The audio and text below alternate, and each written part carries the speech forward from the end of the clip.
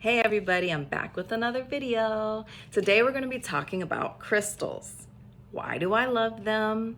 And what exactly do they do? What are these tools all about? And how do we know that they legit do anything for us? Because a lot of us, and myself included, back in the day thought it was definitely a placebo effect. I'm like, how could these rocks, these stones, give any energy? And I did my own research, as I encourage you to do as well. And I found scientific proof that these crystals, here's another one, I keep them with me all the time, give off energy. So I want to introduce you guys to the fact of quartz crystal oscillators. I have my notes here, y'all, because I don't know a lot of these terms off the back of my hand like that. But back in 1880, the French physicist Pierre Curie, I don't know, C-U-R-I-E. I'm not good with, pronouncing names and stuff, but he discovered the piezoelectric effect. This was when you put these crystals in between two things, like two metals, and squish them together, they create a charge, an electrical charge, and give off a frequency of energy that can be used to our advantage. And that is why, even in your smartphone, in our computers, in satellites, there are clear quartz crystals, because they vibrate on a frequency that gives us usable energy.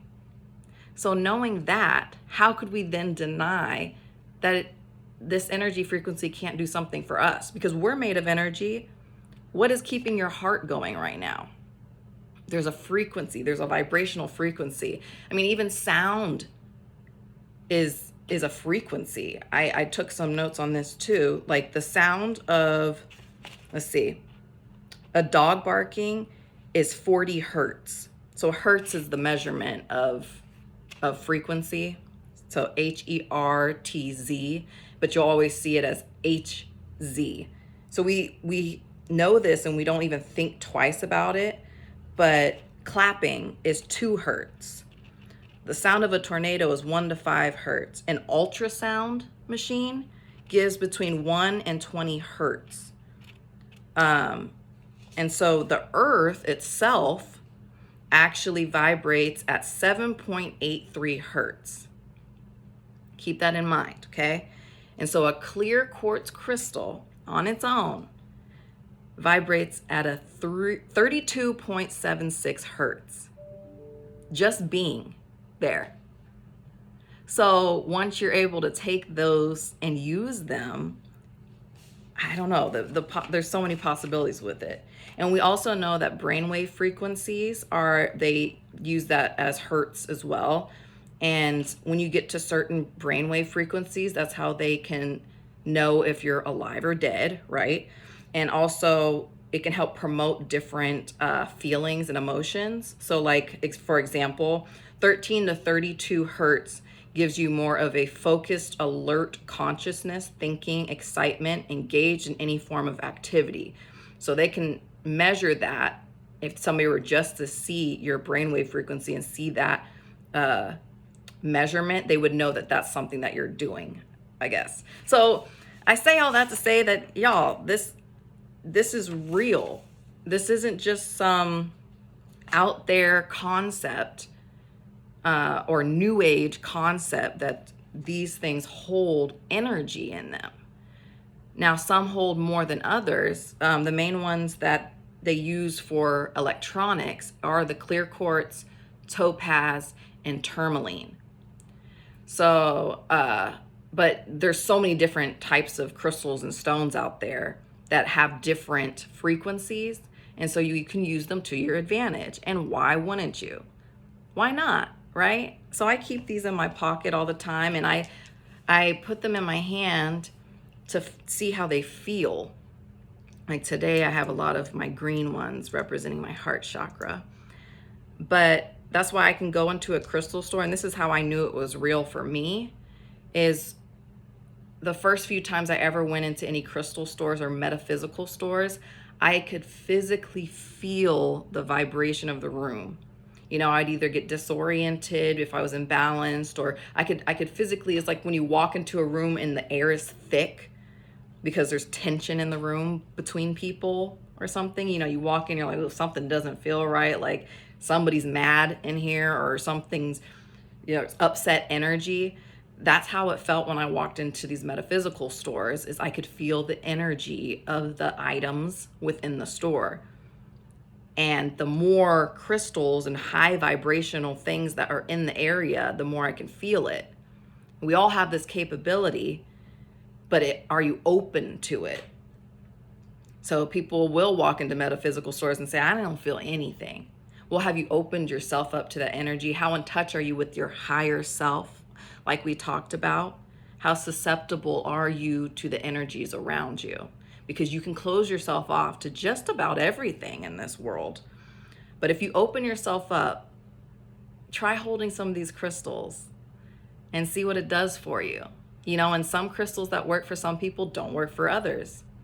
But I know through my practice and my research that these have been a great little tool for me. Now, sometimes do I think there's a placebo effect to some of them?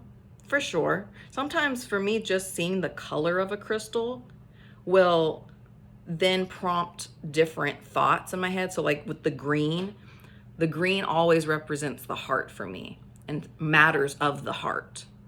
Healing, green also represents healing for me. So that'll spark a lot of other things for me that's not even on a physical vibrational level, but on a conscious and subconscious level. So I think that has something to do with why I love these things so much. It's a visual reminder of the things that I'm striving for, looking to heal, things like that. But they also actually do hold energy in them, just like everything does. Just like the chair I'm sitting in has a vibrational frequency to it. Everything has energy. If it's in this world, it has energy. It's crazy to think about. When you think about ghost hunters and they use like those EMF readers because they're trying to see the vibrational frequencies and energies, whether you believe in ghosts or not, we know that they use these things, these tools, to figure that out. Like, hey, why is there more energy present in this area versus that area?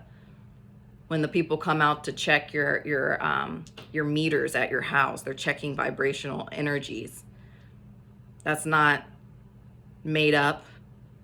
That's not considered woo-woo, you know? But for some reason, these are. And these are really inexpensive too. Like if you want to just give it a try for yourself, I mean, this is like $2, $2-3 at the most. You shouldn't be paying more than that if you are. If you ever need tips or tricks on which crystals to try out first, I can totally do videos on that. Actually, I'm going to. But I just wanted to explain a little bit of what these are. And each of them represents so many different things and vibrate on different frequencies. And I can get more in depth to like what frequency represents what, but it really truly is like, if you're vibrating on a certain frequency, either your focus is higher, or if you're on a lower frequency, you know, you're in more of a meditative state, a relaxed state. There's not as much energy bouncing around is the best way I can describe it. You're in that calm state. That's a lower vibration. So when people are saying like good vibes only and stuff, good vibrations, energy frequency, quite literally is what we're talking about. So I hope that makes sense. I always say that at the end of a video. I hope that makes sense. And if it doesn't, I encourage you to do your own research. What I was looking at before I recorded this video, I went to YouTube and I looked up crystal oscillators. Crystal oscillators. Look that up. You can't deny it. Like literally inside of every electronic we own are crystals. Pretty cool, if you ask me. So check these tools out. And again, they're tools. They're not to replace any relationship with the divine. They're just another little aid that we were given by them, by the divine, by God. So why not use them or check them out? I don't know.